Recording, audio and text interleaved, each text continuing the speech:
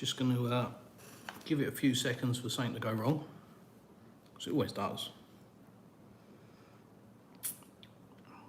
Just save the embarrassment of having to sit here and say, oh, something's gone wrong, just trying to correct it. So I'll just wait for it to go wrong. It's a new plan.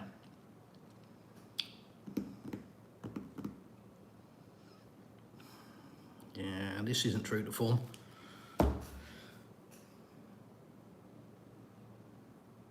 Oh, it appears to be working. Ah, I spoke too soon.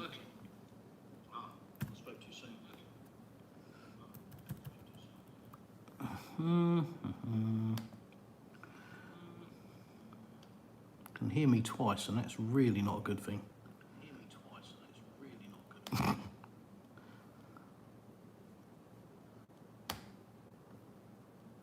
Yay. Okay. Hi guys. A bit of an impromptu live. Just thought I'd jump on today just for a couple of things. Before I get started into it deep, I've changed the time to come on just to see if this has a better audience impact, if it suits people. You know, if it's better time around the world, wherever you are, please let me know wherever you are. And also the time where you are, that'll be helpful. I will forget, obviously, the next time, but, you know, just for tonight, it'd be great. So I've been a bit busy today. Been a bit busy over the last few days, actually, with various things around the house.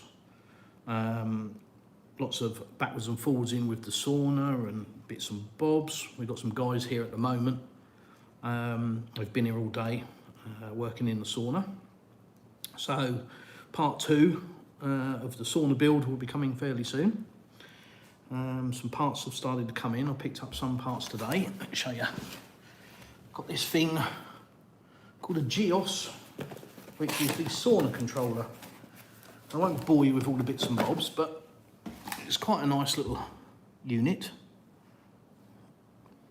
No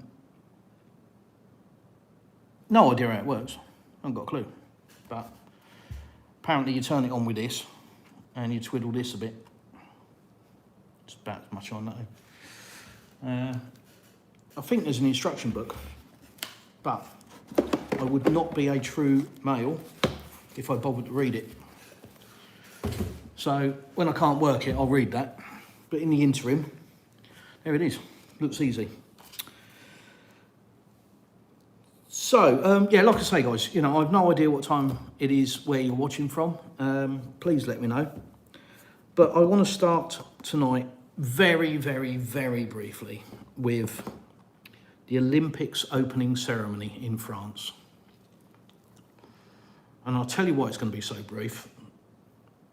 And that's because I really don't know what to say, apart from WTF. The 4-letter ideology that I'm sure everybody is aware of, and maybe some of you support that, I don't know. I personally don't. It is classed in Russia as an extremist organisation, and it is banned. And I believe that is the correct thing. I have had up close and personal interaction with this 4-letter entity that starts with L, and it is pure evil. Pure evil. It is, there's just no other word for it.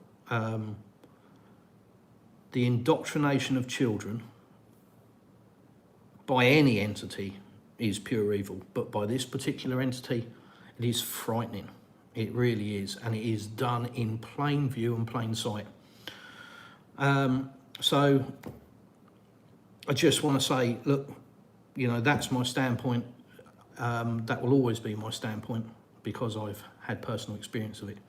And it needs, in my view, to be stamped out. It is evil, and I think in years to come, history will show that it needed to be dealt with and stamped out. And I hope that we're turning a corner with it. But in the interim, it's going to get worse before it gets better, and that brings us round to the Olympics opening ceremony. I'm not a religious guy. I don't go to church. I believe everybody has their own inner peace, and I believe that they find their own way of dealing with it. Do I speak to God? I think I do sometimes. I think sometimes in life, the older you get, the more things that happen that you wish would happen and they do, the more you start to question your own mortality, and the more you start to sort of look to the heavens and go, okay, thanks. So yeah. But like I say, I'm not a regular churchgoer, so I'm not deep into religion. But as regards this particular ideology, I think it is absolutely evil, and it needs to be eradicated from our society. So the Olympics is their opening ceremony, from what I understand. The recreation of the Last Supper. If you haven't heard, it, from what I understand, has been represented in a transgender manner, and I personally cannot see how that stacks, how that works. But for fear of being banned on YouTube, which I shouldn't really be fearful of, but hey, it is what it is, I'm not going to dive into that any deeper. Please read between the lines, look at my face. It's wrong. It's wrong. And it needs to stop. Simple as that. So that's the Olympics dealt with. And it's as much interest as I'm going to show now, because it's a farce, really, isn't it? I did a video today. I did a little poll. Oh, I didn't check the poll, actually. How bad of me. I did run a little poll to see what you guys wanted to see next. You know, whether it wanted to be the final part of the Grape to Glass video, a walk around my local neighbourhood, which incidentally I did the other morning for the first time. My wife regularly walks around the neighbourhood, so does my stepdaughter, and they're always telling me, oh, it's really interesting, this, that, and, you know, being a bloke and I'm busy, sitting on my arse, looking at YouTube videos, I'm like, yeah, whatever, manana.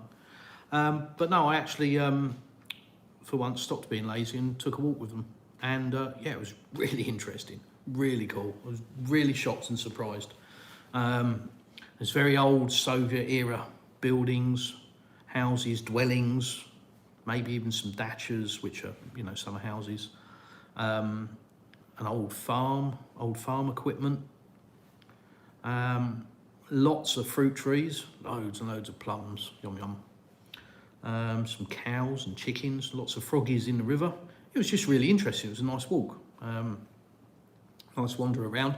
Found I would say probably an old Soviet era orchard with apples, blackthorn, plums, various things, lots of them, all overgrown, but obviously the trees are still there bearing fruit, so we brought some apples home, ate a few plums. So yeah, it's just a nice, you know, interesting walk around the neighbourhood, and gives me more of a perspective of where I actually live, which, you know, that's pretty terrible really at this stage of the game, but yeah, it's certainly something that I'm going to do again, and that will come in another video, and it will just be me leaving where I am and just showing you, you know, the new to the old, or the old to the new, depending on which direction I go. There's a bridge which is definitely Soviet era, and it reminded me of the Grand Tour, and I could picture Hammond driving across it going, oh Christ, because it was sketchy to say the least, and I was only walking across it. But I am, whilst I have lost weight since I left the UK, I am far from being a racing snake. So I looked at this bridge thinking, not sure about this, but I made it across. So that'll be in the next video. But like I say, I ran a poll, and last time I looked, people wanted to see more from the beach and the town. So today, I went scuba diving A friend of mine arranged it at a local dive centre down in the Napa Marina. Can't remember their name. I will put it in the description. Lovely people, really, really lovely. And a guy there called Vlad who spoke better English than I do. So Vlad, if you're watching, thumbs up to you, thank you. So first time I've been scuba diving in 30 years. And if you are a diver, if you've done any diving, going back to it after 30 years, you're really starting from the beginning again. But it's surprising what came back. I was sort of thinking, be interesting to see what I remember, but more interesting to see how much I've forgotten. And as soon as I sort of saw the equipment and everything, it just all sort of came back. So I was quite sort of confident with it. And the good thing was, the people that I was with, there was 2 instructors and me and my friend, they, I think, they could just tell whether I was panicky or nervous, or if I wasn't going to be able to cope with it, or I didn't remember anything. But everything they sort of ran through, I was fine with, okay. And we just walked in, just off of the jetty and straight into the water. And for a diver, that's the initial thing. You stick your face under the water, and 99% of people, the first thing they do is go and hold their breath, because breathing underwater for us humans isn't normal. So that's the normal reaction, and I half expected myself to do that, and I didn't. I was just straight in with it, and it just felt very normal, and even getting my buoyancy level, so I could. You raise and lower yourself through the water by breathing in and breathing out and filling your lungs. You treat your lungs as airbags, effectively. Problem for me is I have very big lungs. I have large lung capacity. So when I really inflate, up all go. So I had to get my buoyancy just about right. Otherwise, I'd be probably a lobster pot boy or something. But no, it was brilliant. Really enjoyed it. Really, it was lovely to go and do that again after 30 years. And I definitely will do it again. Next time we will go out on the boat and do a couple of wreck dives, which will be wonderful. But even just around the harbour, just swimming around with fish and feeding fish. All my diving's been done in the UK, so it's not something I've ever done.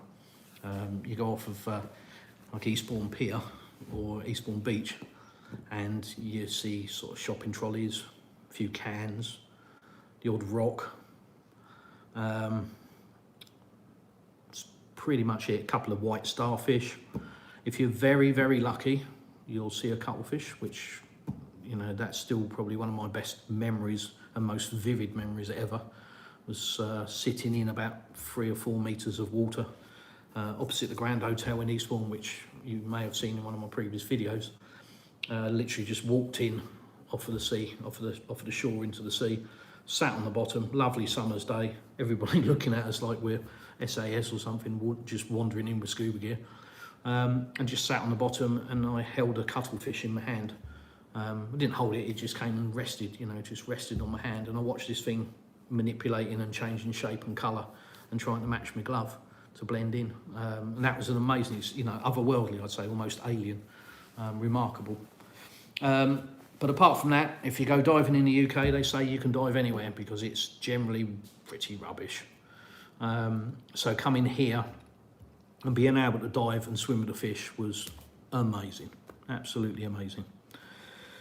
So that's what I've been doing today. I did a video, I started on the beach.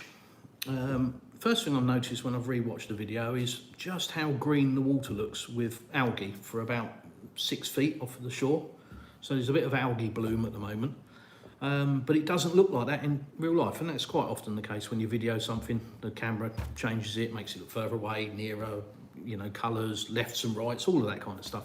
And it's certainly on the video, it looks really green, and I didn't even notice it when we were there. So that's obviously something that the camera has picked up. So bear that in mind if I upload the video. And as is always the way, everything never goes swimmingly smooth, and because I don't edit my videos, it is what it is. So it does mean that sometimes I have to reshoot them, or sometimes, you know, that's just not possible. And that was the case today. I couldn't reshoot this particular video because the wind got up, and I didn't have a microphone with me. Again, normal. So it just meant that I've either got to run with the video that I've shot, or delete it and shoot it again another day. So, getting to the point eventually. I've shot a video that was hoping to be about 15 minutes long. It's ended up being 10.5 minutes long, and then my phone decided it wanted to connect to some spurious Wi-Fi and cut my video off. And of course I didn't notice for about a minute or two, and then I did, and then it was, you know, the air was blue. We were running late, so I couldn't go back and start it again. We had to go to the dive site. So I restarted the video and did the last 3 minutes of the walk. So really, I suppose, one question, drop it in the comments, let me know whether you think it's worth me uploading a 10.5 minute video and then a 3.5 minute video and calling them part 1 and part 2, or whether just to upload the first part and it's quite an abrupt end because, like I say, the phone just went, nah, turn it off. Or whether just to bin it off completely and, you know, try it again another day. So please let me know. Drop me a message on Telegram if you want, send me an email, whatever you want.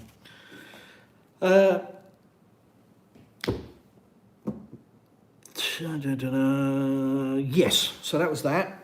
So quite a busy day, a bit tiring, obviously, finning around on the sea bottom. Lots of stuff to see. And we're going to go on now to peaches. Sorry, boring, I know. Peaches, fruit tree. You may have seen the short that I posted earlier to let people know that I was coming on the stream tonight. If you do, you'll see the peaches on the fruit tree. They seem to be taking forever and a day to ripen. And I've sort of got to a point where I'm like, oh, I just want to eat them. But our friends have got peach trees here. And so many people have said to me, oh, the peaches in the Napa, oh, they're amazing, they're amazing. And you're like, yeah, peach is a peach. Okay, mate, yeah, fine. I'm sure they're wonderful. Until you eat one. And now I get it. Now I understand why everybody says, oh, the peaches are amazing. Oh my God, yes they are. They literally just pour down your arm when you bite into them. In fact, you have to cut them really with a knife and just eat them by segment. If you hold them like an apple and bite into them, it's dripping off you. They are, without a doubt, the best peaches I've ever eaten. They are just amazing. Our friends have given us loads, so we've been eating them. And from what I understand, our peach tree is a late bloomer. So it's going to spit our peaches out quite late in the season, which is kind of a good thing because we've eaten a lot of peaches in the last 2 weeks. A lot. I'm probably eating 3 a day. I'm not entirely sure that would be good for me, but I haven't died yet. So the peach tree in the garden is coming along a treat, and there's probably 100 peaches on it, which are ripening. Like I say, have a look at the little short I did and you'll see if you're interested in peaches. But honestly, I get it now. If you say about an Napa peaches and they're amazing, I get it now. Sauna update. So, I'm going to do a part 2 soon. Obviously, I've just shown you the controller that's turned up. I think the actual heater unit, which we're having an electric sauna. Most people out here have a wood-fired one, so you go out and you chuck a load of logs in and set fire to it. Obviously, it costs you nothing to run, and I guess that's the reason most people do it. I think also it's sort of tradition. It's, you know, it's a real sauna or a real banya. When it's wood, it's probably a little bit frowned upon being electric. But no matter what you do, it's a bit like a gas barbecue. It's frowned on, but you can't beat it for convenience. You can just press a button, get on with whatever you're doing, and go out there and it's done. You haven't got to go out there, you haven't got to clean the thing out, you haven't got to stack a pile of wood, you haven't got to make sure the wood's all dry all the time. You haven't got to light the fire and keep filling it and blah, blah, blah. You know, it's just, I'm going to have to say it, aren't I? It's just bloody lazy. That's what it is. It's nothing else. I'm just bone idle. I've retired and I've turned into a bone idle, lazy old Englishman. So that's what it is. It is just, I'm too lazy and I don't want to add it to the list of things that I might have to do each day. So we're waiting for that to turn up. That should be tomorrow. Like I say, we've got a couple of guys here at the moment, and they're prepping the walls.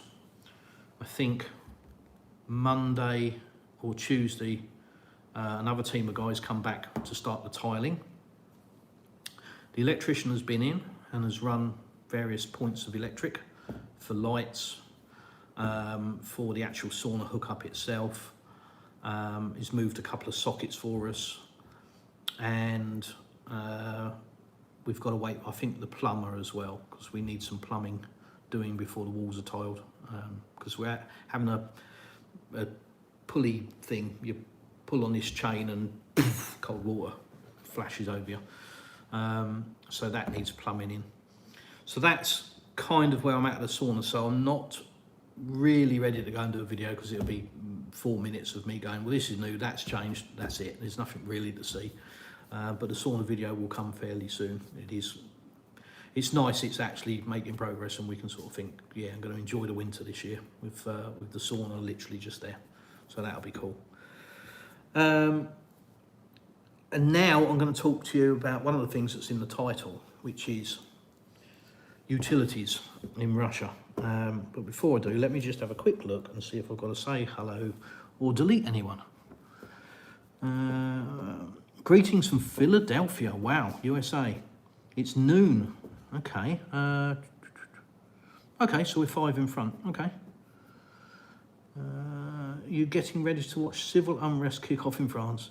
I mean, you won't really see it, will you, to be fair, civil unrest in France, because the mainstream media won't report it, because that goes against the globalist agenda. So everything's all roses and sunshine and rainbows in France at the moment. So you're not really going to see it, are you, unless you start doing what you should all be doing, and that's doing a bit of independent research, and then you probably will find it. But if you just turn on your telly box, you ain't going to see it. You'll see, you know, one drunk Englishman or something stupid.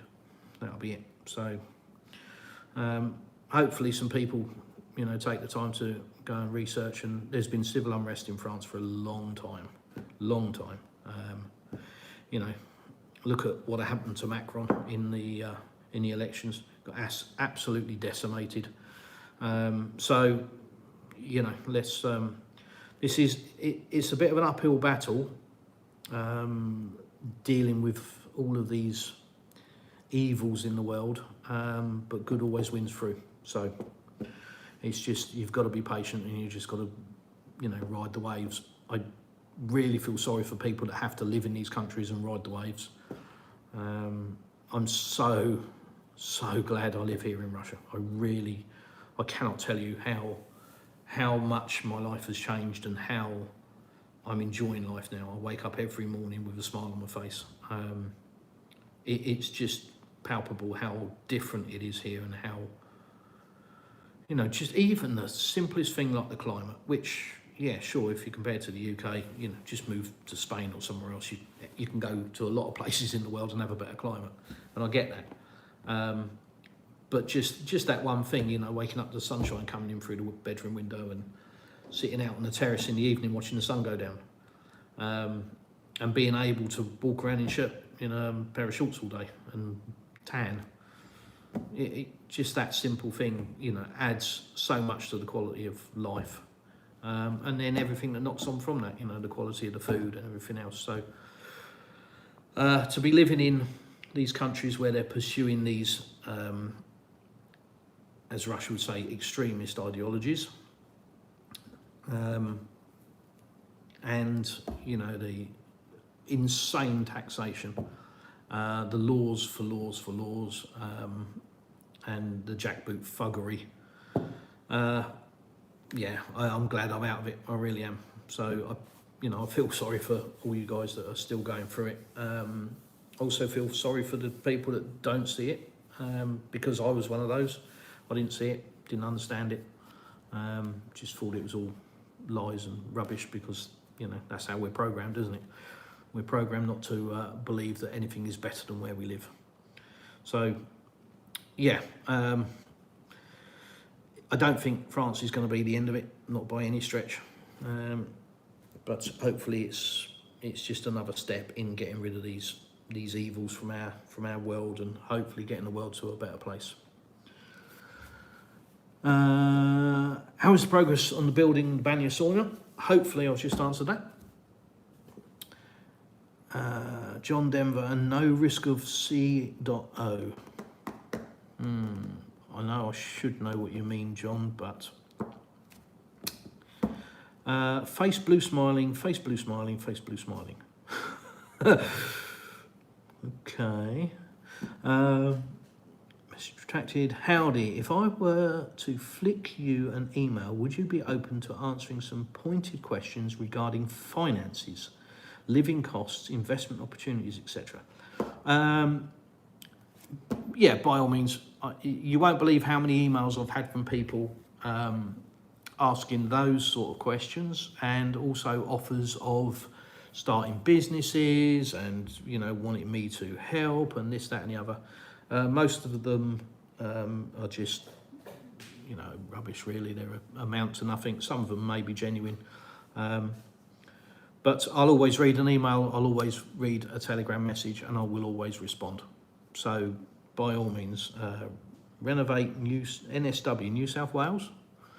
By all means, ping me an email, and I'll take it and I'll respond to you. John, oops, hello from Watford. Oh, you're in Watford, are you, John? Okay. Used to go clubbing there. What's the name of the bloody club? It was on 2 levels. I don't know if you're a clubbing kind of guy. It was a number of years ago, but it was 2 levels. And the reason I always remember it's on 2 levels is because I went there with a friend, well, several of my friends, but one of my friends was a guy called Johnny. He's only a smallish guy, but he was an amateur boxer, and he was pretty handy, to be fair. And he had balls the size of coconuts, I think it's also fair to say. And his theory for having a drink, he had a lovely saying. First thing in the morning, he would, if we're on holiday, he'd be the first one having a drink. And his saying was, "What makes it bad makes it better, geezer." So he was a real character, Johnny. He really is a character. And my memory of the Watford nightclub is I was standing on the top balcony looking down on the dance floor, and there's a girl to my right, and Johnny was the other side of her.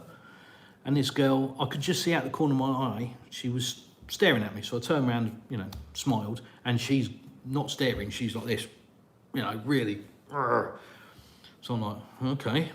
Looked back at what I was doing. I could feel her eyes burning into me.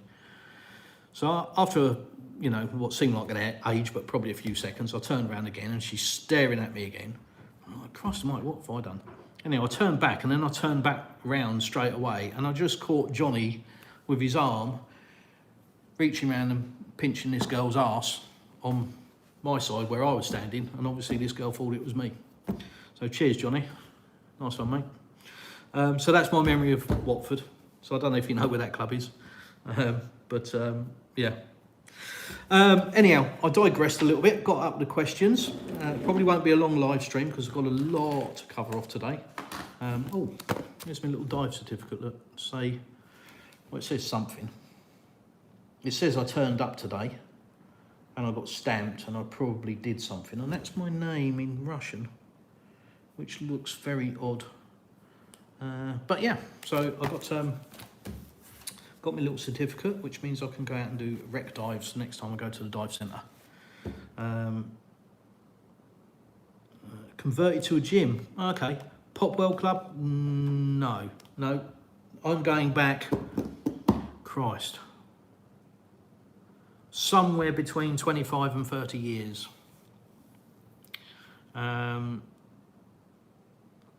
So I can't honestly remember what it was bloody called.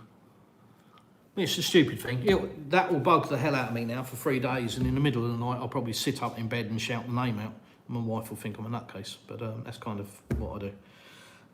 Much appreciated. Chris will reach out in the next couple of days. Yeah, sure, no problem.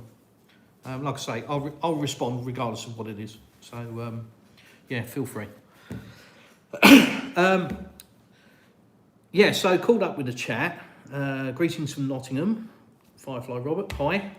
Waving at you on the laptop when I should be waving at you here. So now we're going to get to probably my final topic, which is, deep breath, utilities. The cost of utilities in Russia, if you're interested. And if you're not, too bad, because I'm going to tell you.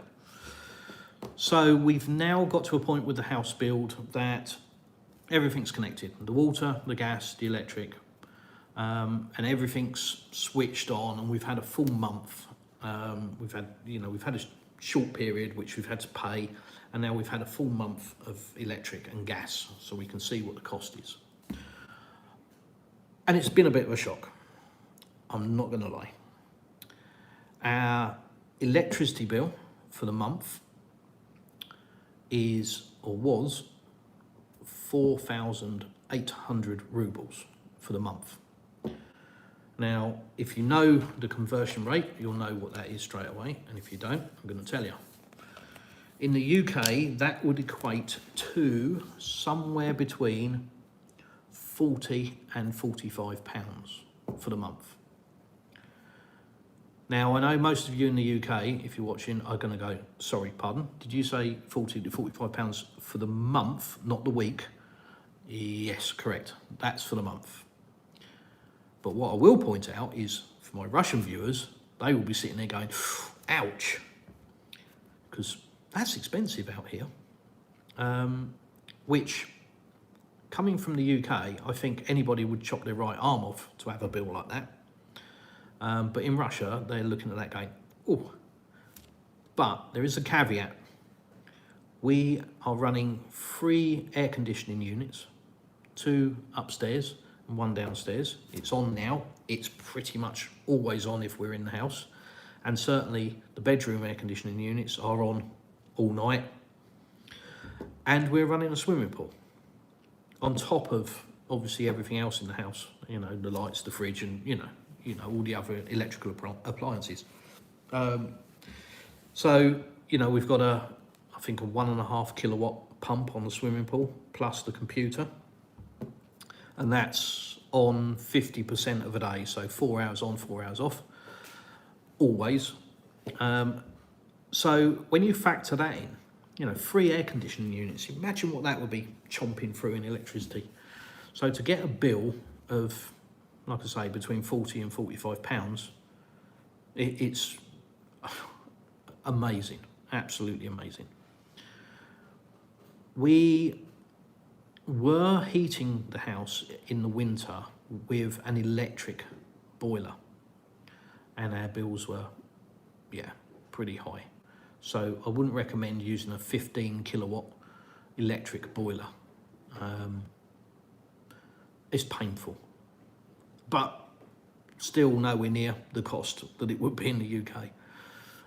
But we are now on gas. So that brings me on to the price of the gas bill. And this is the real shocker. So we've had the gas bill for the month. Now, prior to having mains gas, we had what they call out here a balloon, which is a gas cylinder, you know, sort of thing you have in your caravan. Propane gas cylinder, you go and fill it up at your local gas point. And the only thing that we had that was gas was our hob, because our oven's electric. So the gas, you know, was immaterial really. You know, fill up a gas bottle every 6 weeks maybe. But now, obviously all our heating for the water is done on the gas boiler, and because we have probably the equivalent of a combi boiler, so it's an on-demand boiler, we haven't got a storage tank or storage system. Tanks are in the army, I remember I was told. Mike, if you're watching. Yeah, so it's an on-demand, so it's not the most efficient thing. It's understandable, and obviously now it's running the gas hob, which we use pretty much every day, and heating the water, which it's doing definitely a lot, because I live with my wife and my teenage stepdaughter. We spend a lot of time in the swimming pool, and we spend a lot of time in the garden digging and stuff. So as such, showering 2, 3, 4 times a day each. And where I'm a bloke and I'll be in and out of the shower, you know, in quick-ish time. As I said, I live with my wife and my teenage stepdaughter, who has, like all teenagers, especially daughters, no concept of time when they're in the shower. Zero, none. You know, they think they're in there for 30 seconds and, you know, my hair's grown and I've had to have a shave in the time that they're in there. So they have no concept of it. So you can imagine the poor old gas boiler is, it's like over the engine, it's chuffing away. So yeah, so we got a bill. I was expecting it. Yeah, you know, my wife basically said, you better sit down. So I did, and it was 78 rubles. Yeah, 78 rubles. Not 78,000, not 7,800, not 780. 78 rubles for the month. 65 pence. It's just... I mean, I honestly don't really know what to say about that other than probably what I have just done and the dramatic delivery that I've just given you. It just shows you what a rip-off the West is and how cataclysmic their choices have been. And the poor suckers, the poor civilians, are the ones that have to pick up the cost of all of these stupid decisions. Moving away from Russian energy, and let's go to using the US energy, because that's a much better idea. Let's go to US LNG. Genius, absolute genius. So yeah, 65 pence was my gas bill. Obviously that's going to increase in the winter when we start heating the house, underfloor heating throughout, and we're contemplating heating the swimming pool this year. So again, you know, the gas bill will go up, but yeah, I mean, it's just insanity, you know. I think the saving grace is that isn't a letter that's generated and then sent to you in the post. It is automatic on every citizen's got a gateway, a government gateway, and it's just one of the things that goes on because it's state owned. The gas is state owned, so it's one of the things that goes on your gateway, and it's automatic, and the bill is automatically there. If it wasn't generated by computer and was done automatically, I can't see it be worth collecting, because to print that on a letter, shove it in an envelope, even if it's automated, and then post it, wouldn't be worth the 65 pence to get it back.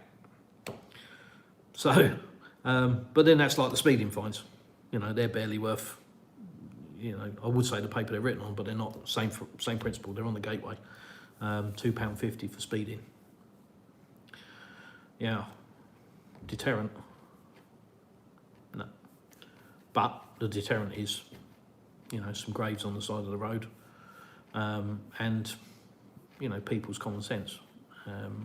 And also the roads are a lot wider here most of the time, etc., etc. So, but I digress there. But yeah, the price of gas is, I mean, so we sort of budgeted, let's say budgeted, but we sort of thought that the house would cost us about £50 a month to run.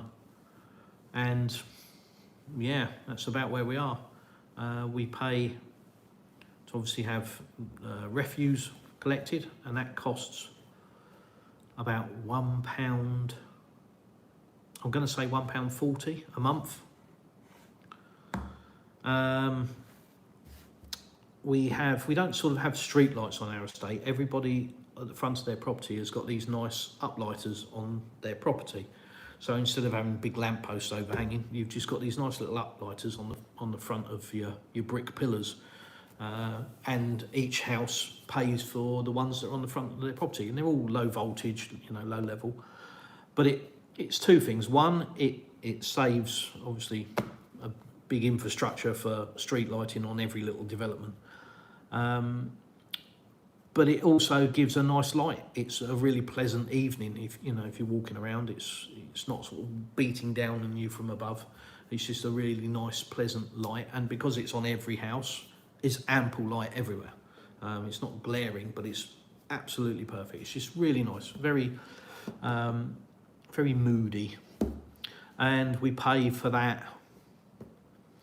I think maybe 150 rubles, maybe something like that. £1.30, something like that, for street lighting. And that's our bills.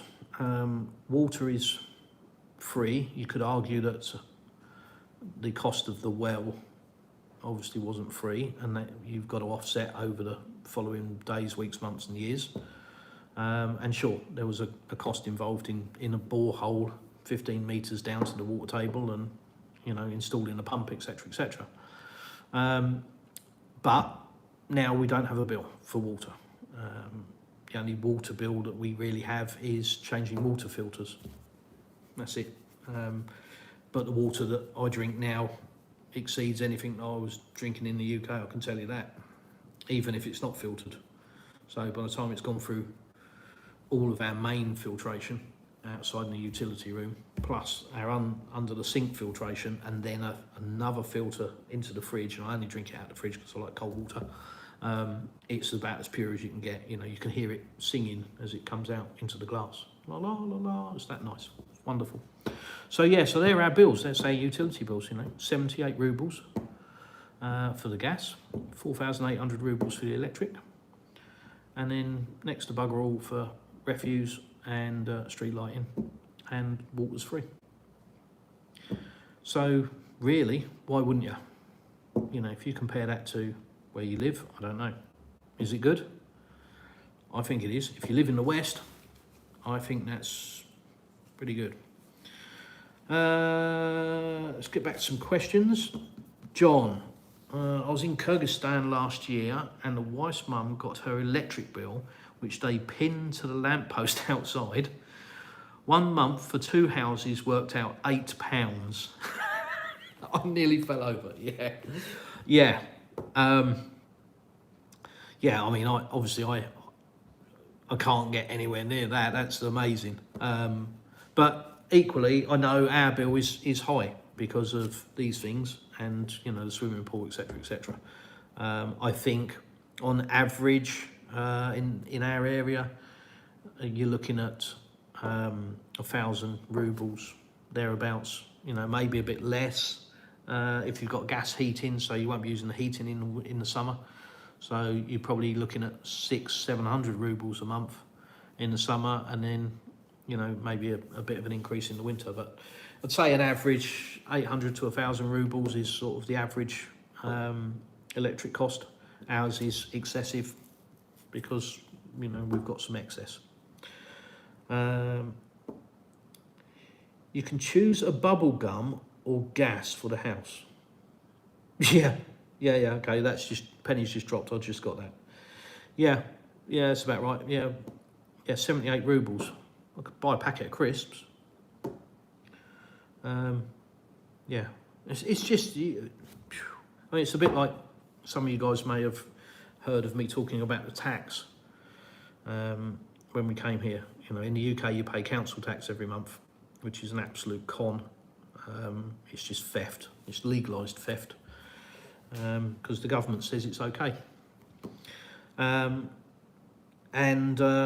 They tax you for everything, obviously, in the UK, and then they tax the tax, and then they charge you to collect the tax, and then you end up being a glorified tax collector for free, and everything else, tax.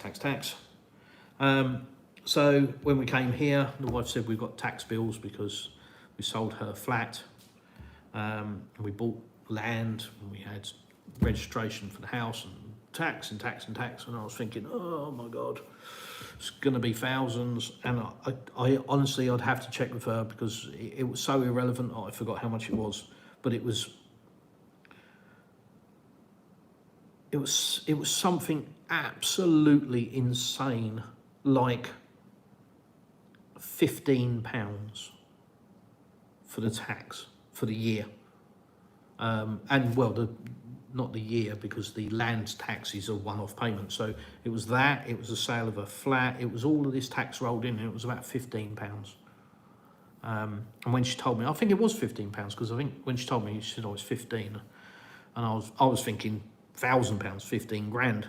So I was like, Jesus Christ, wasn't expecting it to be that much. What, 15 grand? And she went, no, 1,500. And then I'm thinking, well, 1,500 quid, that sounds a bit better. She went, no, honey, 1,500 rubles. I'm like, what? So yeah, 15 quid. So yeah, bills out here are just, you know, you just can't. If you're coming from the West, you can't wrap your head around it. But a lot of Russians, obviously, they've seen the prices increase. You know, that's inflation, and you know, a lot of people may well be struggling. I'm just so fortunate, and I thank my lucky stars of the position that I'm in, and I know that a lot of people aren't. And you know, if you could help everybody, you would. I think if you're a decent human being, and maybe one day I'll be in a position to help a lot of people, and if I am, I will, because I get a lot of joy out of helping people. Makes me smile. So if I can get to that position with some things going on that have been going on for years, if I can get to a position where I can do that, I will. Do you have solar panels? Yes, I'm asked that a lot, and it would absolutely make sense here, given the amount of sunlight you have, except for the cost of the solar panels compared to how long it would take you to reap that saving. So if you think £45 for a month, and that's excessive because, like I say, we're running 3 air conditioning units. So in the winter, that's going to be less than half that, because the heating will be on gas. The gas bill will obviously go up, but you know, just bear with me on the electric side of things. How many years will it take to recoup the cost of installing solar? I would say by the time you've recouped the cost, well, I'll probably be in my box, to be fair. I'll be bushing up the daisies. So it just doesn't stack. It's not financially worthwhile, I don't think.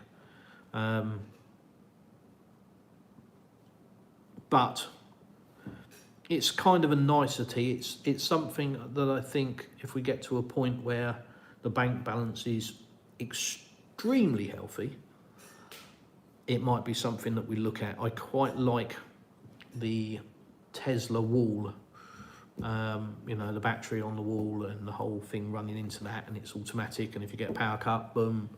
So I like that, but obviously it's a huge cost. Russia has its own versions of that. So I do quite like it as a, you know, as a nicety, because we do get the occasional power cut here. You know, if there's a storm, there was the other night, it was a good storm. Trust me, if you live in the UK and you think you have a storm, no. If you think you've seen lightning, no.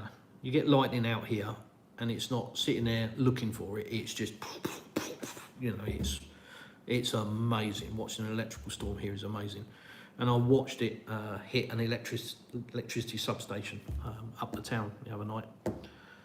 It's big, you know, and we lost power for a little while. Wasn't long. The guys were out there fixing it pretty quick. But, you know, you can go sometimes where you'll lose power in the morning and it'll be out all day. But, you know, the weather's lovely and we've got a swimming pool, so not really an issue. But, yeah, it's something. A lot of people have generators as backups. Our neighbour has got a generator. I think I've probably heard it since I've been here 3 times, maybe. So it's not a common thing, but it might be something for the future, maybe. Don't forget the pay on time discount for the speeding fines. Yeah. I mean, that's the £2.50 element. I think it's normally £5 for speeding, but if you pay within 14 days, it's reduced by 50% to £2.50, or equivalent thereof. Yeah. I did speak to somebody who said that he had to get to Sochi. It was an emergency, so you know, the speeding fine was the speeding fine, and he just had to get there. And he basically ran every camera from here to Sochi, and there's a lot of them. And when he told me how much it was like, holy shit, that was a lot, you know, a lot. I can't remember how much it was, but it was a fair few thousand rubles that he got stung with, because he just, you know, he had to get there, and he ran every single camera. And like I say, from here to Sochi, it is camera city. And I don't really know from here to Sochi how you speed. You know, you must be quite a talented driver, to be fair, because it's a biker's heaven road. You know, it's like a snake for mile upon mile. So yeah, he's done some good work there to hit all the cameras. In USA, electric is $250 a month. Yeah, I mean, obviously it's going to vary depending on what state you're in the US, depending on your property, depending on how many people in your household, etc., etc. But that's kind of, convert that into pounds, or literally transfer into pounds, £250. I think that's a similar cost now in the UK, £250. For what? For insanity, you know, for absolute destruction of manufacturing and production of you know, vital resources in each country, and ultimately cutting your nose off to spite your face, and deciding that your largest supplier of energy you're going to go to war with. I mean, you know, from a bystander, from an outsider looking in, it just beggars belief that the stupidity of these politicians. Until you think about it and realise that it's not stupidity, it is purely lining pockets. It's all about the buck, it's all about the kickback, because they're in power, they're in their position for a few years, and it's not a 40-year career. They're planning to make long-term money. It's a 4-year career, so they hit it long and hard, and they don't care about me and you. So yeah, that's what's happening. But you know, the worm is turning, I guess, isn't it? I hope it is. I really hope it is. Speeding fines cut at 50% if you pay within 60 days. Oh, it's 60 days, is it, Ivan? I thought it was 14, but I mean, yeah, it's not like we ever look at it and think, oh, I better save up to pay it. You know, we pay them straight away, and I kind of have to pay it straight away, because the wife says, you've been caught for speeding again. And I'm like, okay. And she says, I've had to pay it. And I'm like, okay. But in my defence, I haven't been caught for speeding in a while now. I did have a bit of I'm going to say a sustained period for a week or two, where the same bloody camera kept catching me, and I didn't know where it was. I knew roughly where it was, and where I thought it was, wasn't, and where I thought it definitely wasn't, it actually was.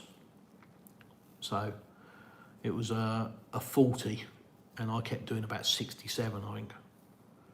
And I couldn't understand how this damn camera was getting me at 67. I'm thinking, I'm absolutely, you know, certain, because I was thinking it was further back and it was a 60 limit there, and I'm doing 67. I'm thinking I'm safe. Turns out I wasn't, because I didn't see the bloody camera. So I went through a period of giving the government a few quid, which I don't begrudge, at £2.50. Ultimately, from speeding, you got to pay it. So it is what it is. But it was more the embarrassment of the wife going, I've got another speeding one. Oh, sorry, wife. Eat humble pie. I did give her the option of driving herself.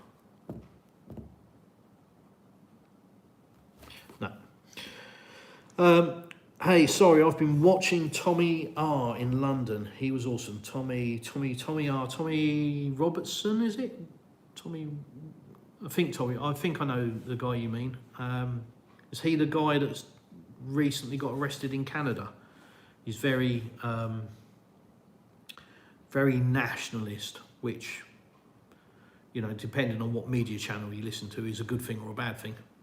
I don't think there's anything wrong with being a nationalist, as long as you are not an extremist. You know, be proud of your country, by all means.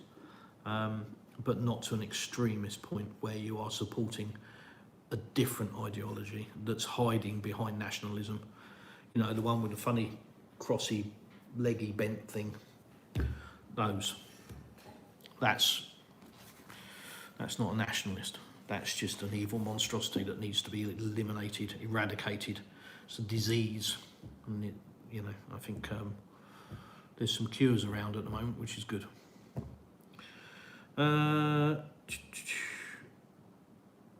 Watford Band C, £2.5 grand.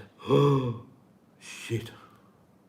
Yeah. So if you're not in the UK, that's council tax, and that's the annual cost. So that's split out. I believe it's split over 10 months, isn't it, John? They give you 2 months holiday. Don't give you 2 months off. You just haven't got to pay it for 2 months. They usually do that around Christmas time. Look after you so you can go and spend money in the shops on the Christmas and pay tax that way. So yeah, £250 a month you'll be shelling out for council tax, which is to cover the cost of the police, your street lighting. It used to be refuge, but it isn't anymore because you pay for that separately. Used to be drainage, but it isn't anymore because now you pay for water going in and water going out. So I'm not entirely sure what else it covers, because it doesn't cover the roads, because that comes out of your car tax. It's probably the schools, isn't it? Stuff like that. I don't know. It's all a scam. We all know it's a scam, let's face it. It's just theft. So yeah, Band C, £2.5 grand. What did you do for a living in the UK? I was in the automotive industry for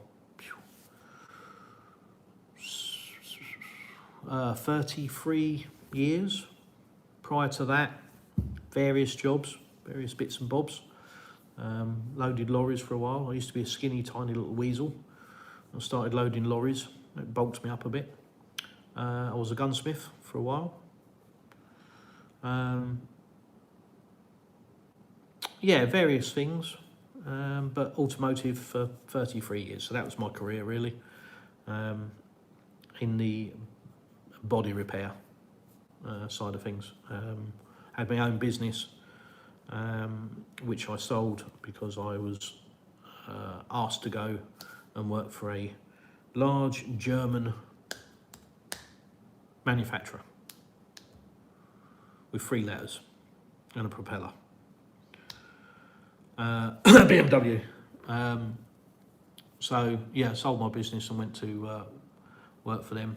Designed a body shop over a period of a year. Joined the company, oversaw the build of the project, and then grew it and staffed it. I'm proud to say that from the moment it was open, it was in profit, paid for itself, or effectively turned over enough money to cover the cost of itself in 10 months, which again I was very proud of. Grew it again to be by BMW's metric, the most successful BMW body shop in the UK, which garnered me a lovely all expenses paid week in Canada, which was without doubt the trip of a lifetime. The most amazing week of a holiday that I think I've ever had, without a doubt. Dog sledding, snowmobiling, 5-course, 5-star meal on a boat going around Vancouver Harbour with world-class magician Rod Boss. Amazing, check him out, go to YouTube, type in Rod Boss, amazing. The guy was doing stuff literally in front of us, and I kept in touch with the guy. He's a really lovely guy, really lovely guy. We got on very well. Highlight of the trip, we went to Whistler, so we went to the Olympic section, and we did the rifle shooting, we did the walking around with the snowshoes on. Oh blimey, we went to a ice freezer for vodka. Highlight of the trip for me was I think the first day we were there, we got packed up into some smoked out windows limo buses, F450 Ford big things, and then driven to a heliport where they had hired 3 helicopters and there was, I think, about 20 of us from the UK, covering, you know, service, parts, body shop, sales, different aspects of the business, the automotive business in the UK. And we were flown onto the top of a glacier where they'd set up tents with chefs, and we had lunch on top of a glacier. So that was the first day. I think we calculated the cost of that was about 35 grand each person. This was a few years ago. So yeah, very proud of that. You know, that's not something that everybody gets to do, and you know, me and my team worked bloody hard to achieve it. So yeah, it was good. Enjoyed that. But that's then. You know, like everything, all good things come to an end. I did enjoy my career. There were times where it was, you know, like any job, you just like, oh, done with it. But probably the last 6 months of it, it just got too much about target and numbers and not enough about people. And that's when I lost my love for it, because it's always about the people. And if you don't look after the people, you haven't got a business. It will fail.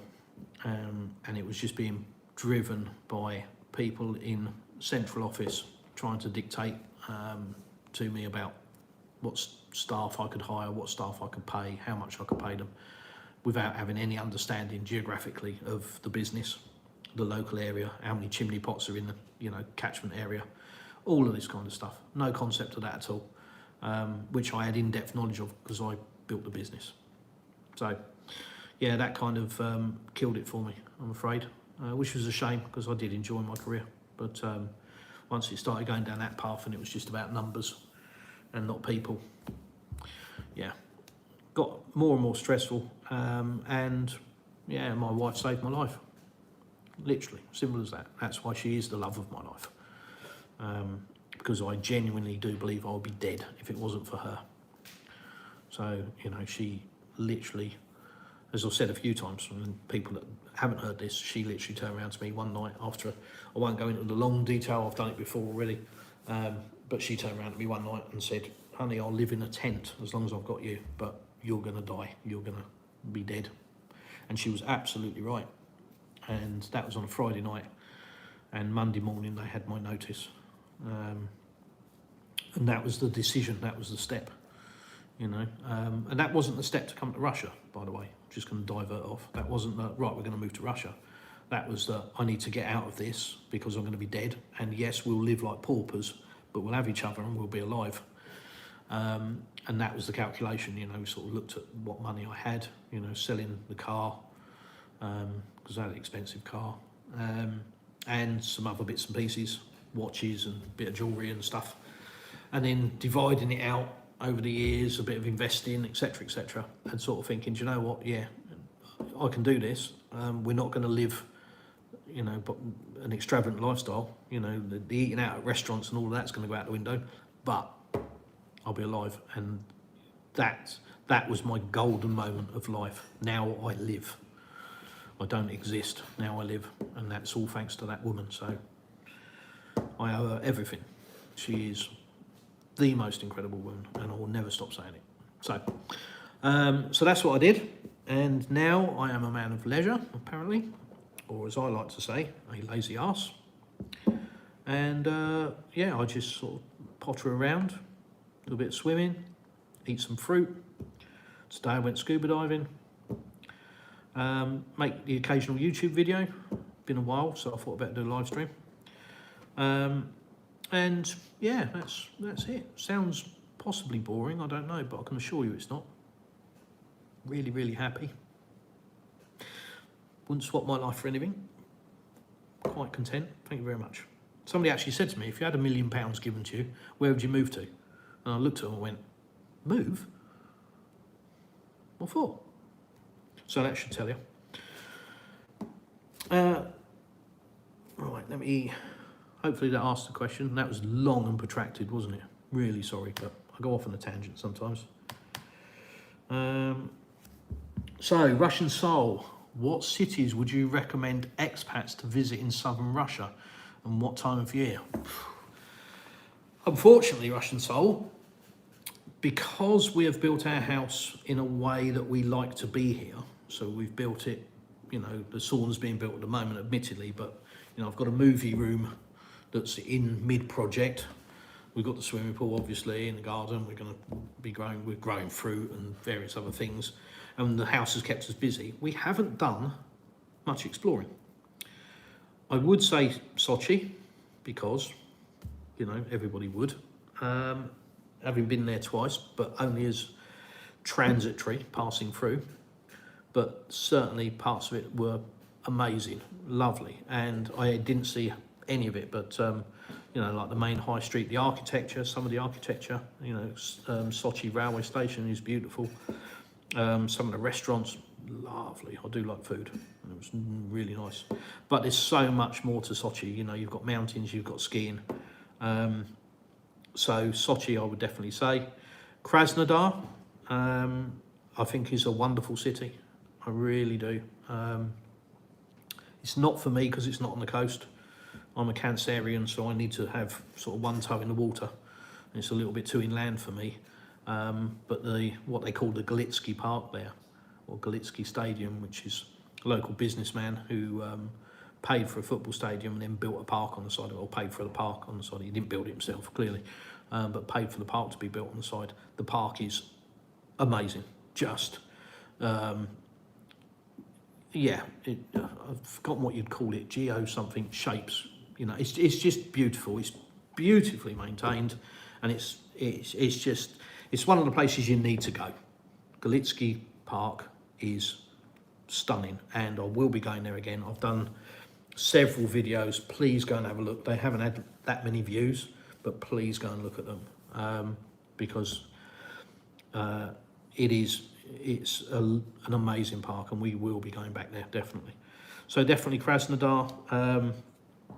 Novorossiysk is, I think, technically a city. It's the next town across, really, or next big town. It's the port that now takes a lot of the shipping that used to go to Latvia, now goes into Novorossiysk, because Latvian government said, we're not going to do your shipping anymore. Russia went, okay, send it to Novorossiysk instead. So now I think 3,000 odd ships a month go through Novorossiysk. So well done, Latvia. Nice move. Now you're selling your trees to pay bills. Genius. So what I mean, these governments are just idiots, absolute morons. Yeah, I would say Novorossiysk, obviously it's on my doorstep, it's very nice. And there's just so much to do in this particular region. So, you know, Anapa isn't a city, it's a large town. Well, not by Russian standards, actually, it's not a large town. But there's so much to do in the local area. There's parks, there's the wine region. It's, you know, it's a wine region, so you've got all of these different wine producers and champagne producers. Apparently it tastes quite nice, and apparently it's quite cheap, so I've heard. So you've got that. Yeah, other than that, I haven't really been anywhere to go and find out. But the place is massive. You know, and when I say the place, I mean Russia. It is enormous. So have a look at Sam's Russian Adventures. Although he lives in the Moscow region in Vladimir, he does so much content. He's pretty much posting a video every day from a different area around his region, and where he lives in Vladimir looks really pretty. Very nice. Very nice area. So yeah, if you get that opportunity, go and have a look. If you're not subscribed to Sam's channel, please go and have a look. He's a great guy, really nice guy. Yeah, he deserves a lot more views and subscribers than he's actually got. Although he's got a lot, he's got a lot more than I have, but he deserves a lot more. He works bloody hard, and it is his job. So, you know, some people go, "Oh, he's earning money." Yeah, he is. It's his job, and he works bloody hard at it every single day. So, and for what he actually earns, which I know what he earns, and it is, yeah. I mean, his hourly rate is pennies rather than pounds. So, you know, I'm not going to bang on, but please go and support Sam if you're not already subscribed to his channel. He's a great guy and he turns out some great content. So hopefully Russian Soldat's answered your question. I can't really comment any more than that because I just haven't been anywhere else. I've only been sort of local little towns and villages. Suko, just across from us, is a little region, tiny little region, very touristy. People from all over Russia go there. Lovely little region, really pretty. We've got a lake there with trees that grow in the lake, which is odd. And the water, I think, at a certain time of the year turns pink. So I've yet to see that, and hopefully when I know it's on, I'll go and do a video there. So you'll see trees growing in a lake in pink water. So, Charmed Superior, did you see Ed Miliband playing in front of wind turbines, ruining our beautiful greenbelt countryside with these gross eyesores? They charge us a fortune in the UK to line their pockets. No, I didn't, because it's politics, so my brain just goes, they're all a bunch of clowns, they're all just talking utter rubbish. And just lies, and it's, you know, much like the US, the narrative at the moment, you know, with Kamala Harris, you know, they're trying to change the narrative. You know, if Harris gets in, it will be exactly the same policies and pursuit that it is currently under the Biden administration. It will be no different. Make no mistake. If you get suckered into believing that she's going to be anti-war and she's going to do this and she's going to, all rubbish. It's just, I've learned it's what they say, not what they do. And they will say whatever they need to try and defeat Trump. They've tried everything to beat the guy. And the latest thing will just be to barefaced lie to you. And they will lie to you about Kamala Harris, trying to sell her as the next best thing. And she is just going to be a mouthpiece for the current administration. She's going to do nothing, absolutely nothing, other than what she's told. Don't be fooled. But there you go. I'm going off on a US tangent there. So no, politics I haven't taken any notice of. And on the subject of wind turbines, I'm sorry, but I like them. I'm an engineering kind of guy. And I like them. You know, I know I'm in probably the minority with that. Most people hate the damn things. But I would much rather see a wind turbine than an electricity pylon. And nobody moans about electricity pylons anymore because we're just used to them. We've had them for so many years, nobody even notices them. It's a bit like living near a railway. You know, first 4 weeks you live there, you hate a train. 6 weeks, people come around and, oh, how'd you put up with the trains? You go, what train? Your brain blocks it out, and it's the same with electricity pylons. When was the last time you noticed an electricity pylon? So it's only because they're fairly recent and, you know, they're not that common in most of the UK, you know, that people hate them. But, you know, in years and decades, let's face it, they become more normal. People become more accepting of them. But I personally like them. Bit of movement, a bit of engineering. I think they're kind of cool. So, sorry. Nevada Maverick. I don't like the sound of cameras giving you speed tickets. Sounds like a police state. Well, speeding cameras, I think most countries have them. I would much rather have a speeding camera automatically issuing a £2.50 fine than it being left in the hands of a jackboot thug making a decision on the side of the road charging you £100.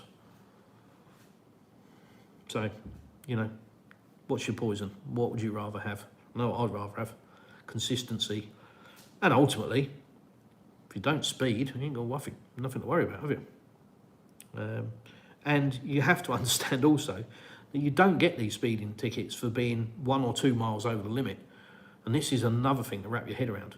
If the speed limit is 40 kilometres an hour, you can do 60 kilometres an hour and still not get a ticket.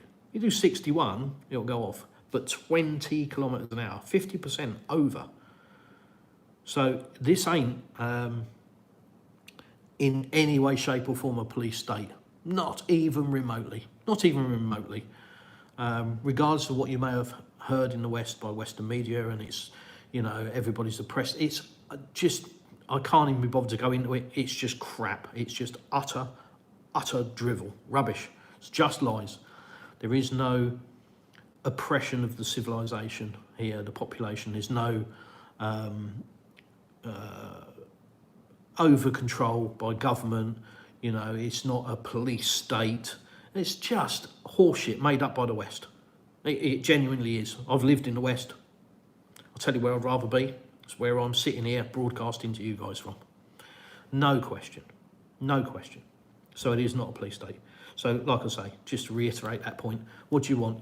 You want a copper where the inconsistency is insane, deciding what kind of punishment you're going to get, or do you want an automated system that goes straight to your central gateway login, and it just goes ping, £2.50, you've been a naughty boy, you've done 65 and a 40.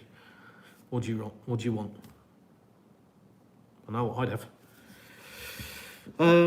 Charm Superior, no, TR isn't like that in the slightest. He is just against the British government along with mass illegal migration. No, TR isn't like that in the slightest. TR. Who's TR? British government along with mass illegal immigration. I think anybody in their right mind should be against mass illegal immigration. I mean, if you're not against that, then you really need to give your head a wobble. You know, people coming to your country and going through the proper channels, adding value to your country, even if they're not adding value to your country, if they're following the rules and going through the correct channels, what's the problem? It's all the illegal immigration. The people are not following the rules and not going through the proper channels, and worse, getting treated better than the people that are going through the correct channels. How does that work? You know, that's the problem. And that's what must be differentiated between, you know, people, the wrong kind of people just say, oh, he's anti-immigration. No, it's anti-illegal immigration. And that is absolutely key and absolutely pivotal. Sorry, TR, Tommy Robson, of course. He's just against British government along with mass illegal immigration. Yeah. But it is very much a nationalist. And yeah, I mean, it's difficult to call, isn't it? There has to be, in this world, unfortunately, and you have to accept it, whether you like it or not, you have to accept that UK isn't full of Englishmen. And if it was, you could be very nationalist and you could say, this is the immigration rules and da-da-da. But it's not. It's a massive melting pot. And I'm not arguing whether that's a good thing or a bad thing, it's right or it's wrong. It's just a fact. It is what it is. So, yeah. I think I've learned that just going against the establishment head on, you're pretty much always going to lose. You're going to have your voice heard and you're going to have some people that support you, but you're pretty much always going to lose because they hold all the cards. It's their casino. House always wins. So what you have to do is play by their rules. Hence, you know, YouTube channels like mine. I'm not here shouting and screaming, you know, death to the West and Russia is great and all the rest of it. I'm not making propaganda videos. I'm just showing you my life in Russia. Let you make your own mind up. And if you've got a brain, you'll work it out, you know. And that's, I think, the best way. It's just truth. You know, not fancy editing, not glossy thumbnails. Just truth. Just straight, honest, you know, raw, very disjointed, very basic, very crap at times videos. But, you know, if you look at any of my videos, you're going to take something out of that. If you've never watched anything about Russia, you're going to get something from that, even if it is the fact that most of the time it's a blue sky. Just that one thing surprises so many people, because it did me. You know, Russia is, as I always say, snow, bears, gangsters, vodka, horse and cart. And, you know, I'm living here and I'm telling you it's not, because it isn't. And I think my videos portray that. And that's, you know, that's my intention, is to show real world, not propaganda, not, you know, state propaganda, not Western propaganda, not anybody's propaganda, just my truth, mine, my opinion, my truth. If you like it and accept it, great. If you don't like it, you don't have to. It's not, you know, it's not the law. It's just my opinion, my truth.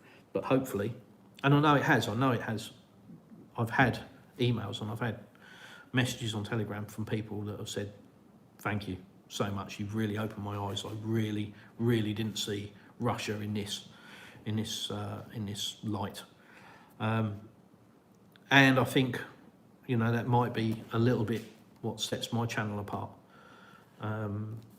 Because I'm in a region that not many people are. In fact, when I was at the dive centre today, I asked them how many English people they've had through this year. And he said, none. I'm the only one. So I'm a bit of a rarity. I kind of know that when I go into certain shops. They're like, you know, most people think I'm German. Thanks. It's obviously something with the accent. You know, I was born in Devon, so I guess that's near Germany. I don't know. Yeah, once they, you know, understand I'm an Englishman, then, you know, so many times I've had people say to me, Christ, I've never met an English person.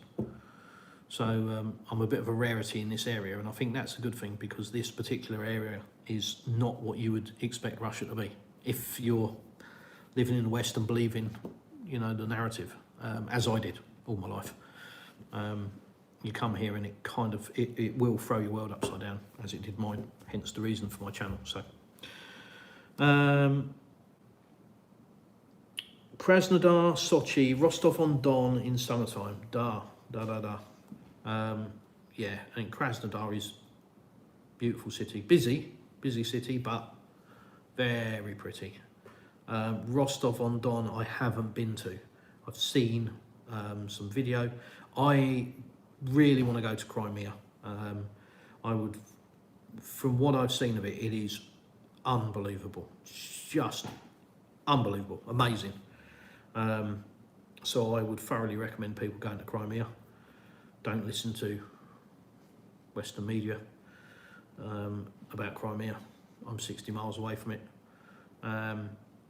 Yeah, most of it's just absolute garbage, you know. Crimea will never be anything other than Russian. And it's just, you know, that's not propaganda, that's just a fact. It's just a fact. You have to be honest sometimes and understand that. And just as a simple fact, if Crimea becomes anything other than Russian, then it's, you know, it's global annihilation. So it ain't gonna matter. We'll all be gone. Because if any country has invaded Crimea, and Crimea is considered to be part of Russia, and it was voted, you know, the Crimean people took a vote and that's what they wanted to do. So this wasn't, you know, this wasn't jackboot thuggery, you have to remember, despite what the West says. There was a referendum and it was absolutely, insanely, overwhelmingly to rejoin Russia, given what was happening to the people there. So again, I'm going off on a political tangent, but I don't want to do that. But you have to understand that if Crimea becomes anything other than Russian territory, then we're all gone. Because at that point, Russia will see that it's an existential threat to their whole existence. And as Putin has said, he doesn't see that the world is worth living in if there isn't a Russia in it.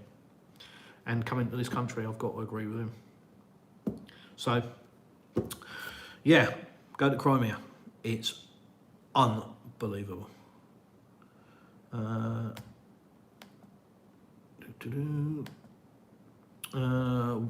John, what are the laws around having your own little private air rifle range in your massive back garden? Proper air rifle, e.g. FX Impact. So, Not sure what an FX Impact is. My last air rifle was a Weimarack HW77K. And I had that particular gun because it was an underlever, so it had a fixed rifle, so a fixed barrel, so it was extremely accurate for its time. But the main reason was I learned a little dodge with it. You could underlever it and the breech would slide open. You could buy a specific pellet, and it was called a ballistic pellet, and it was a lead pellet, but it had a steel ball bearing in the middle of it. And you put that in the barrel, and then you'd put a 2.2 blank rim fire behind it. Shut the underlever up, and then when you pulled the trigger, the air pressure coming out of the tiny little hole was enough to set the rim fire blank off, and it turned it into a 2.2 live. So I would go out rabbiting with an air rifle and 15 or 20 blanks in my pocket. So if I ever got stopped by the police, you know, they would soon disappear, and it was just an air rifle. But if we came across some vermin that farmers don't like who keep chickens, then you could just stick that in and dispatch them. So that was my last experience of an air rifle. As regards the law in Russia, I don't actually know the law, other than Russia is very big on people having their own land and being able to do what they want on it. So I wouldn't think that there is an issue with you having an air rifle in your own back garden. As long as you're not pinging it into the neighbour's garden, I can't see it being an issue. Maybe somebody will correct me, but I don't think that's an issue. What's your favourite BMW car? I've had a few. Obviously working for BMW, I had a few company cars. Had an M4 convertible for about 3 months. I've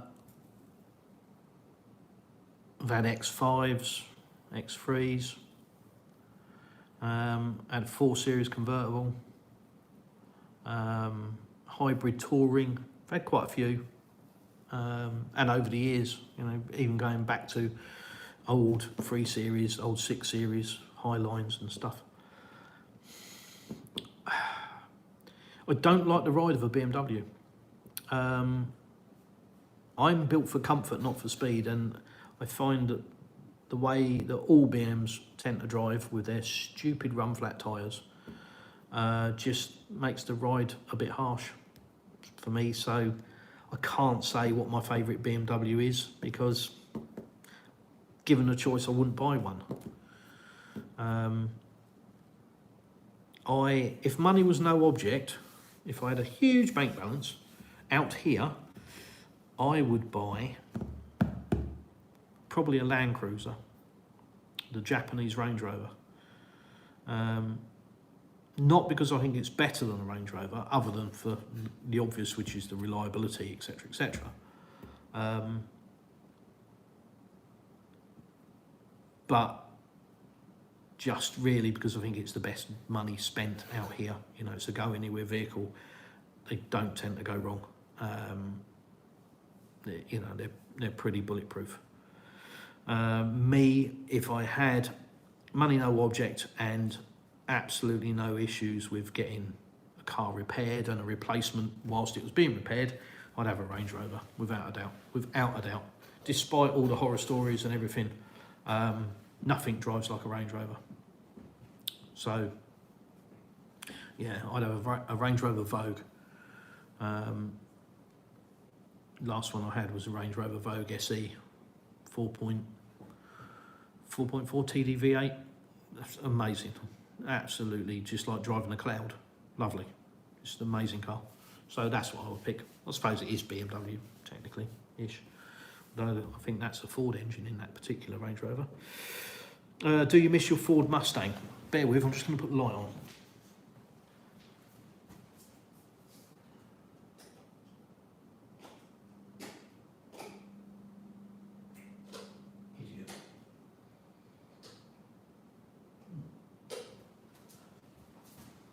Is that all right? Yeah, that's all right. Good.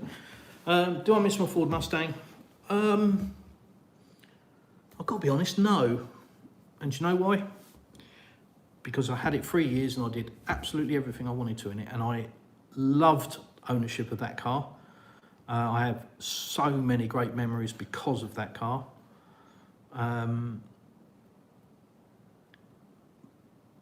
that I fell in love with it, loved owning it, did everything that I needed to, did everything that I wanted to, and then it was a case of just going and redoing what I'd already done. And that's when it got to a point where, yeah, I did nearly, well, I did. I owned a Nissan GTR at the same time as the Mustang. I, promised my son I was going to get a GTR as my next car for about 3 cars. And then I bought the Mustang and he's like, I thought you were getting a GTR again. So I kind of decided I've just got to buy a GTR because I wanted that memory for my son. And that sounds really extravagant, and it is. It's absolutely insane. But I wanted that memory for my son. It was important to me. Didn't matter about the money or the car. It was the memory that after I'm gone, my son will always remember that. He will remember the day that I came home in his favourite car. Admittedly, it didn't last as his favourite car very long, but the look on his face, and I've got the video of it, was priceless. Worth absolutely everything to me. But I had the GTR 2 weeks because the Mustang was better. Not better engineered, but just more enjoyable. The Mustang, mine was modified, so it was about 520-ish horsepower. It was the same performance as the GTR. Didn't get off the line quite as well as the GTR, because obviously 4-wheel drive and launch control. But if you were rolling from 20, 30 miles to 140, there was nothing between them, they were side by side. And I know that because I tried it with my friend on a non-public road. But the Mustang, you had to drive it, so it made driving fun. It involved you. It was a pleasure. The GTR, you drive into a roundabout like an idiot, thinking, "Oh dear, I've got this badly wrong," and it would just go straight round, and it would just laugh at you and go, "Is that what you got?" Reminded me, I had an Evo 8 as well, Mitsubishi Evo 8, and that was the same thing. You could go into a roundabout sideways in that thing at 60, 70 miles an hour, and I did. Sorry, Kurt. Never forget that. And it would just let you do it. It was an amazing vehicle, but it was a rally car, so what do you expect? But no, I don't miss the Mustang, in answer to your question, eventually, sorry, because I fell in love with it, I loved it, and then I fell out of love with it. And I didn't really fall out of love with it, but I just got to a point where, I'd done everything, and I'd done it, and, I was happy to move on from it. And I can't remember what I bought after that. Might have been the Range Rover. Don't know. Might have been. Or the Audi, maybe. Can't remember. But, no, hope that answers your question. Brilliant car, though. Absolutely awesome. Engine, fantastic. Manual, obviously. Don't get an auto. It's a pussy. Don't get an auto. If you're going to get one, get a manual. It's amazing. You can't beat sticking the clutch in, and especially when you've got a full GT350 exhaust, which I did have. You can't beat sticking the clutch in. It's good fun. Why did your wife move to the UK before you met her? Did she not have opportunities in Russia? Dear, why does anybody move country? There's multiple reasons. There's multiple reasons why I moved to Russia, not just one. So, yeah, I mean, she had, multiple reasons for moving to the UK. It was a number of years ago. Obviously to have a better quality of life, as she believed at the time. And I think that's, that's kind of true of certainly of Russians. They hold England in high regard. Everybody lives in a castle. The stately homes everywhere, and the green fields, and the gardens, and everything. Oh my God, England is and it's still like that to a degree. An awful lot of Russians think England is this magical place, and as a tourist, it probably still is. If you go to England as a tourist, you're going to go for a week or 2 weeks, and it's going to be a magical place for you. You're going to go and do the tourist stuff. But ask people that live there every day in different regions around the country, and ask them if it's magical. I don't think you'll get that answer anymore. Well, you get the answer, but it won't be yes. Have you been to Moscow or St. Petersburg? Yes to Moscow, no to St. Petersburg. St. Petersburg is on my bucket list to go to. It's a little bit far away. 6,000 odd kilometres away, I think. So yeah, that will be a a one day, because the architecture and everything just amazing, absolutely amazing. But Moscow, yes, but again only transitory. When we came here, so we weren't there long. But Moscow again, beautiful architecture.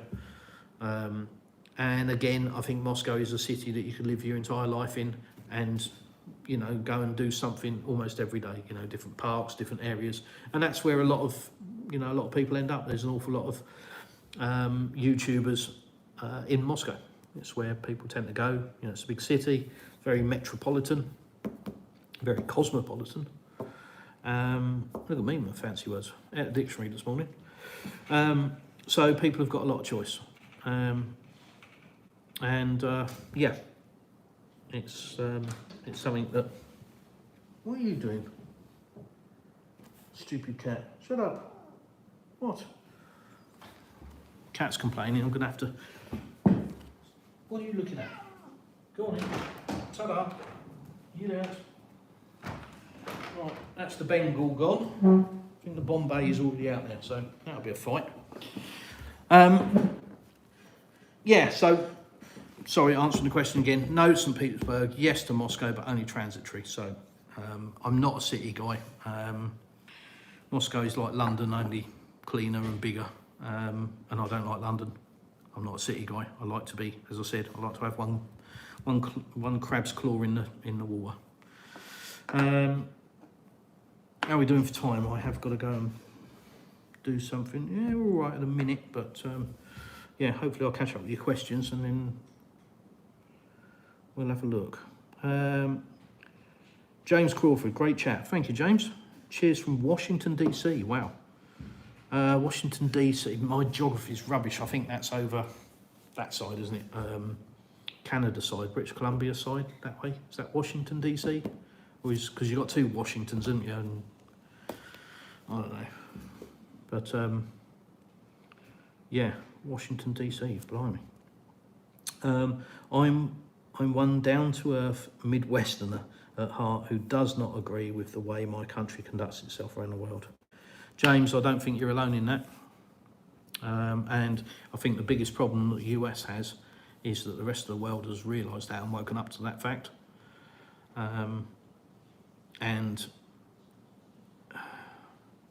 I don't think that the US, I think they've got to a level where they just cannot see that the rest of the world can see. I think they're so used to having their position of authority and do as I say, not as I do, without question, that they can't see the world in any other light. They can't see it through anyone else's eyes. And what they cannot understand is that the rest of the world has woken up, the rest of the world has opened their eyes. And the rest of the world now is going, yeah, sorry, we're not putting up with being treated like that.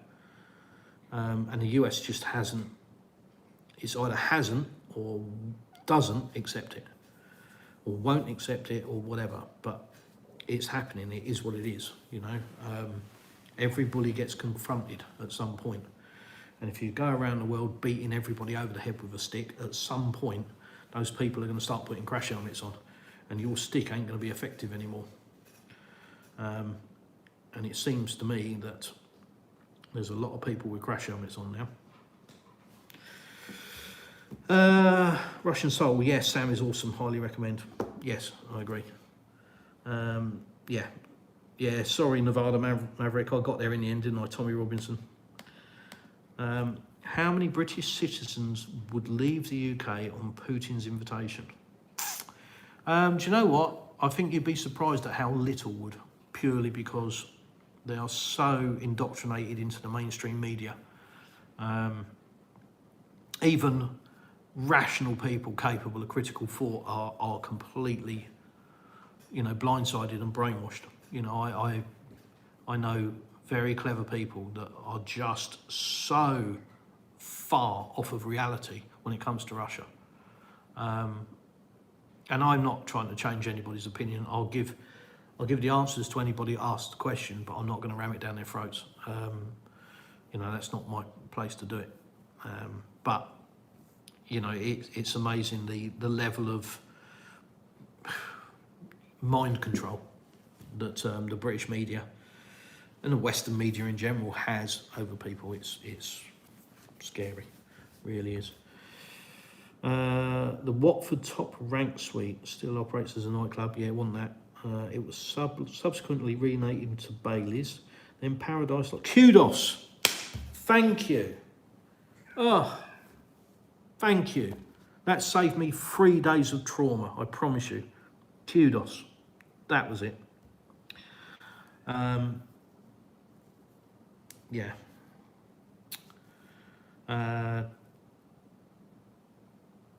Sorry, you had to be watching earlier for that to make sense. Otherwise, you just look at me now thinking I've gone mental.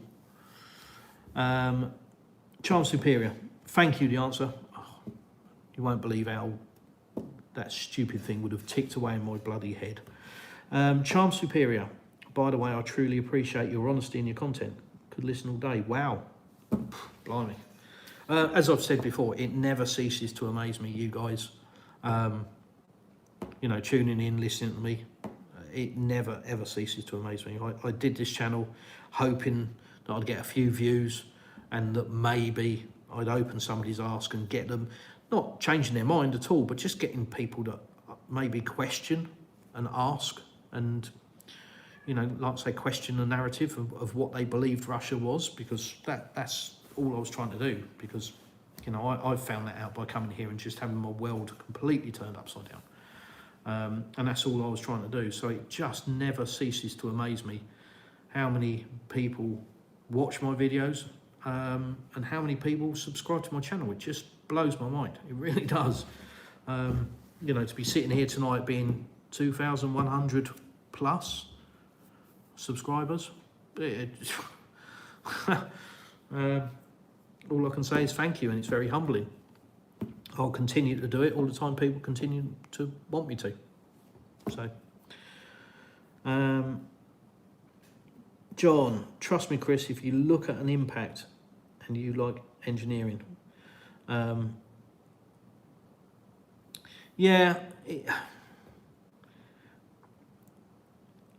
get the environmental impact, you know, and the fors and againsts, and, you know, the costs to the environment and manufacturing. You could go down that rabbit hole forever and a day, I think. And governments and media are very good at manipulating that narrative to fit their current path of taxation.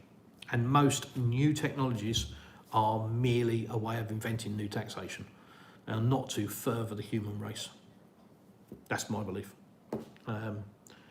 You know, does anybody genuinely believe that electric vehicles are here to save the planet?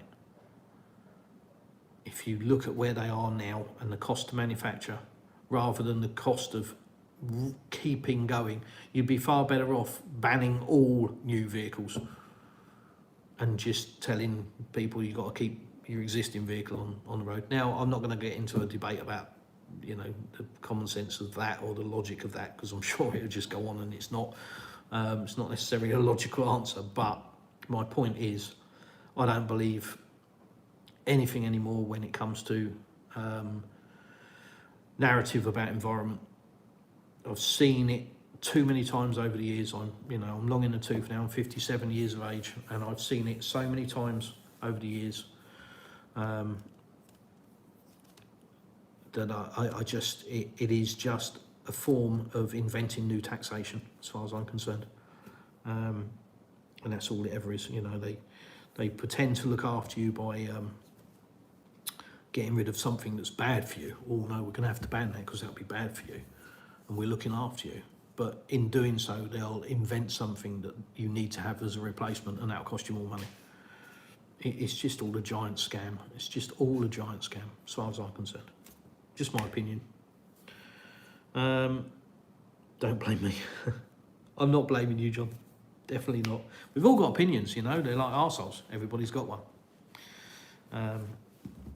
The answer. Thank you, Chris. Very interesting chat. Anton from US. Thank you, Anton. Always a pleasure. And guys, I've caught up with the chat, so that's that's a good point to end the video, I think. So thank you. I was only planning to come on for an hour, so it's gone on for a bit. Oh, sorry, Mum said I'm referring to an air rifle. Ah, sorry, John. Wrong end of stick. Look at the impact, and you like engineering. Okay, yeah. I'm a long way out of guns for many years. But stepdaughter does shooting because it's a thing you can do in Russia. You know, it's free, like most things are for kids. Kids clubs and stuff, it's free. So she's pretty handy, to be honest. I would not want to be on the wrong end of a pistol, that's for sure. She's pretty handy. Anyhow, guys, thank you. Thanks for tuning in. Like I say, I only intended to pop on for 45 minutes, maybe an hour. And we're here at 105 minutes, hour and 45. So thank you. That's all I can say is thanks for tuning in. Thanks for listening to me parrot on. Thanks for interacting and asking me questions. Most important thing for me is that you share the video. Please pop a comment in, in the video afterwards. That helps the algorithm, helps share it. Please, I promise you, this isn't about revenue or money. I can absolutely categorically tell you I have not received a single penny from YouTube. Not one penny to date.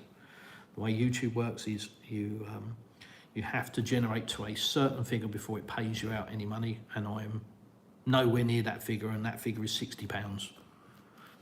So I'm 4 months in and I am not even 2/3 of that. So this isn't about money.